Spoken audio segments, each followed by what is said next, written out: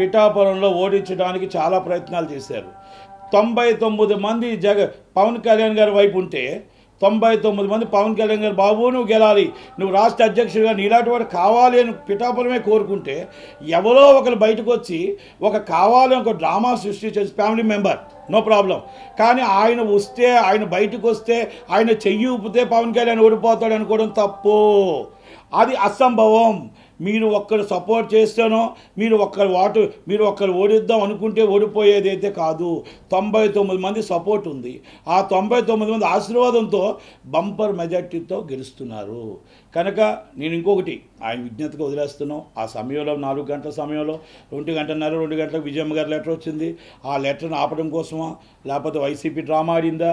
ఆ letter social మీడియాలో మొత్తం రాకూడదని, టీవీలో రాకూడదని 6 గంటలకు ఆల్రెడీ అయిపోతున్నా కూడా అది అల్లు అర్జున్ గారు అక్కడ రావడం, వాళ్ళంతా కూడా వైసీపీ పన్నాపం పన్నిందని అనుకుంటున్నాం. అలాగే పాపం ఈరోజు అక్కడ ఎస్పీ గారు, ఏఎస్పీ గారు, సిఏ గారికి సస్పెండ్ చేయడం జరిగింది. వాళ్ళు ఎందుకంటే అక్కడ మొత్తం టోటల్గా కంట్రోల్, పాపం వాళ్ళు జీవితాలు పోయాయి, వాళ్ళు ఈయన వెళ్ళడం వల్ల వాళ్ళ ఉద్యోగాలు పోయాయి.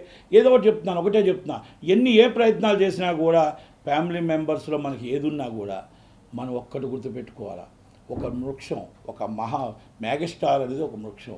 ఆ వృక్షంలోనే అందరూ మెగా ఫ్యామిలీ ఎంతోమంది హీరోలు వచ్చారు. ఒకరిద్దరు సపోర్ట్ చేయకపోయినంత మాత్రాన పవన్ కళ్యాణ్ గారికి పోయేది ఏమీ లేదు. ఆయన ఏ రోజు కూడా పవన్ కళ్యాణ్ గారు వచ్చి నాకు సపోర్ట్ చేయని నేను ఎవరిని అడగలేదు. స్వచ్ఛందంగా అందరూ రావడం, అందరూ ఆయన సపోర్ట్ చేశారు.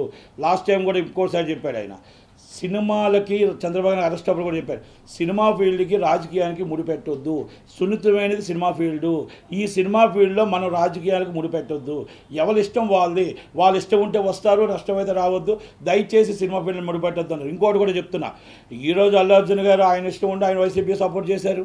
కొంతమంది ఇష్టం ఉంటే కొంతమంది పవన్ కళ్యాణ్ గారు సపోర్ట్ చేయొచ్చు, లేకపోతే టీడీపీకి సపోర్ట్ చేయొచ్చు మేబీ, కానీ సినిమాకి ప్రభావం చూపకూడదు.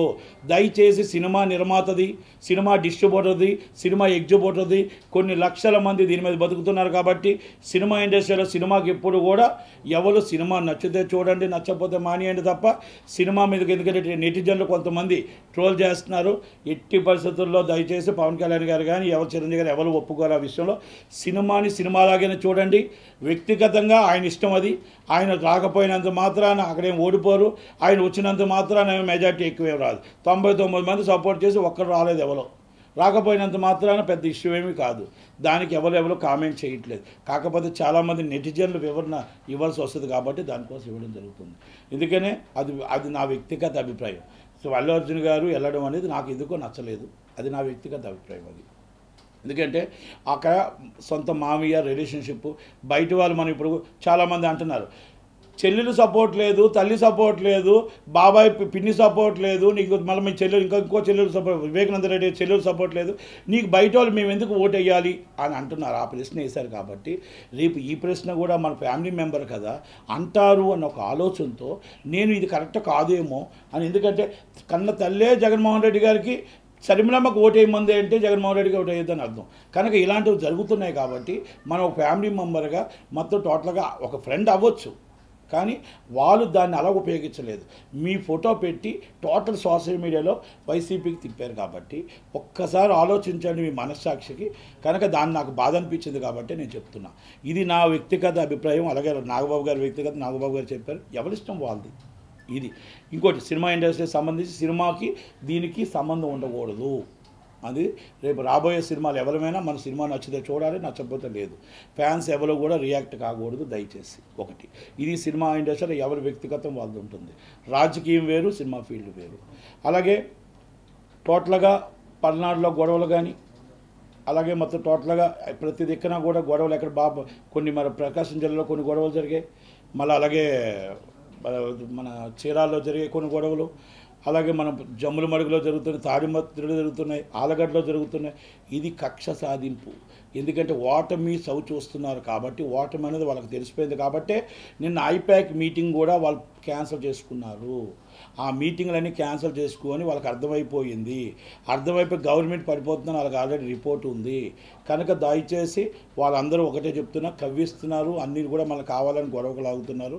చట్టం ఉంది, న్యాయం ఉంది. దయచేసి మనకు రాబోయే గవర్నమెంట్ మంది వస్తుంది కాబట్టి ఎవరు కూడా ధైర్యంగా ఉండండి, ధైర్యంగా ఎవరు ఆధారపడద్దు. చంద్రబాబు చంద్రబాబు నాయుడు గారు, పవన్ కళ్యాణ్ గారు, ఎన్డీఏ గవర్నమెంట్, మోడీ గారు మీకు అంత సపోర్ట్గా ఉంటారు. అందరూ ఉంటాం. ఎవరు భయపడాల్సిన అవసరం లేదు. ఇంత ప్రతి ఒక్కరు కూడా అర్ధరాత్రి దాకా ఓటేసినందుకు ప్రత్యేక ధన్యవాదాలు. ప్రపంచంలో ప్రతి ఒక్కరు వచ్చి పేరు పేరున వచ్చిన వాళ్ళందరికీ కూడా ఓటుని వినియోగించుకున్న ప్రతి అక్కకి, ప్రతి అమ్మకి, ప్రతి అన్నకి ప్రత్యేక ధన్యవాదాలు.